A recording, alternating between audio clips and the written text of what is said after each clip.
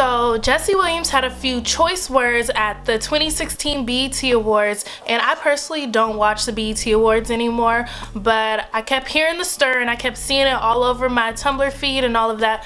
So I did watch his full acceptance speech and Beyonce and Kendrick Lamar's performance. A1. But y'all know I got some shit I have to say. So when I listened to the speech, I said to myself, this is one of the greatest speeches I've ever heard in modern times, referring to like Black Lives Matter and police brutality in the current state of Black America. Yes, I had to categorize it like that. But plain and simple, is a great speech. I can't think of anything that I would change about the speech itself. Like seriously, he done condensed like almost all my videos into a 2-minute speech. Like he done had my Sandra Bland video, my Get It Together Black Men video, my The System Isn't Failing Us video, and the TV brainwash. Like damn, can we get a like collab one time for the one time? But there's two things specifically that I want to touch on as far as this speech and the Black community in general, and that is colorism and that is biracial mixed people. And those things tend to go hand in hand, but it's not necessarily the same thing, because I mean, not all light-skinned people are mixed and not all dark-skinned people are full black, contrary to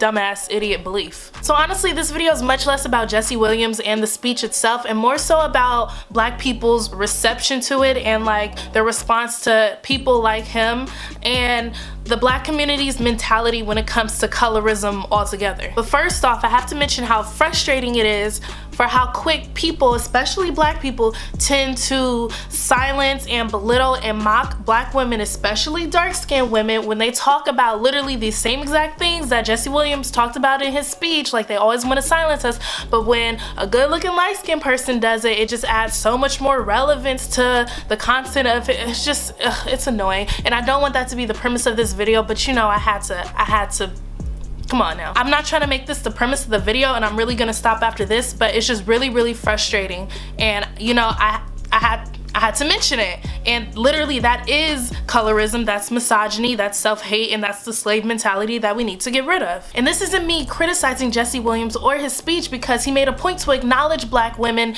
and their role in the struggle and then pushing the movement. All I'm saying is stop being selective based on gender and on complexion when we're all fighting for and promoting the same thing. But anyway, speaking on being selective, why is it that Black people think that they can pick and choose who should be considered Black when it comes to biracial people? I definitely have my opinions about this, and I'm sure I've done this before, and I think I'll make a video going more in depth about this in the future, but keeping it here, it seems like the biggest concern here with Black people was not about the content of his speech, not about all the facts within this speech, not about all the life that was given within this speech, but if we should even listen or care because his mama was white.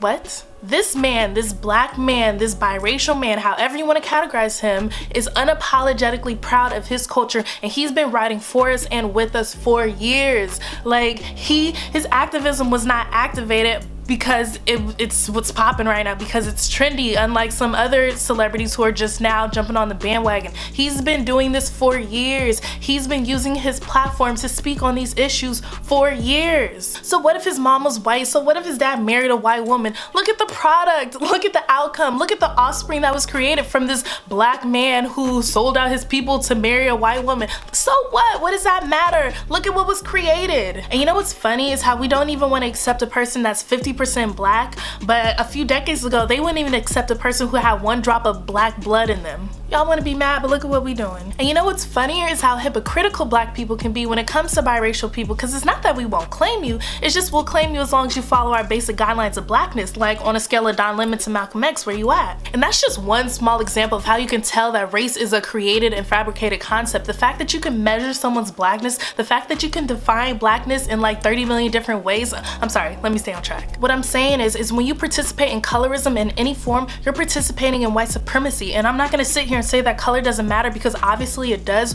way more than it should, but what should matter more than color is what's going on up here, is the mentality. I'm always gonna ride for my black people, but if you're doing more damage than good, then you can't be on my team, because my team is fighting racism and discrimination and trying to make shit better for all people. So yeah, I'll take Jesse Williams, light skin, white mom, and all that before I fucking take Ben Carson or Don Lemon or Tommy Sotomayor or who the fuck ever. Just because someone is black doesn't mean they gonna ride for your black ass. Stop ostracizing and marginalizing the people who are clearly down for us when y'all have no problem praising and putting money into the pockets of all these other black celebrities who don't say shit about any of this, who show that they're not riding for the black community, who actually do more harm than good to the black community, and we sitting here throwing all our money at them just for them to spend that money on the same brands that Jesse was talking about, trying to put those brands on their bodies, convincing us that we should put those brands on our bodies. Like, seriously, just because someone is black doesn't mean they gonna ride for your black ass. Like, remember that, write it down if you have to. And yeah, color matters way more than it should, but when it comes to that struggle, when it comes to the revolution, when it comes to fighting the system and putting in that work,